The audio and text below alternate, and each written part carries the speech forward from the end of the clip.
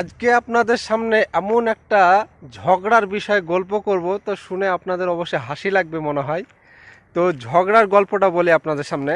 গরিবের বাড়ির ঝগড়া আর বড়লোকের বাড়ির ঝগড়া, এই দুটোর মধ্যে তফাৎটা আপনাদের শোনাবো।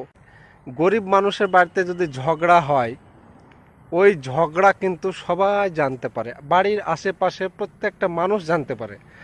আর ধনীর বাড়ির ঝগড়া কিন্তু বাড়ির আশেপাশে কি নিচতলার মানুষও জানতে পারে না, এক পরিবার আর এক পরিবার মানুষেও জানতে পারে না, বিশেষ করে ধনীদের মধ্যে। ওদেরকে গিয়ে কেউ বোঝাতেও যায় না, ওদের বাড়িতে কেউ যায়ও না।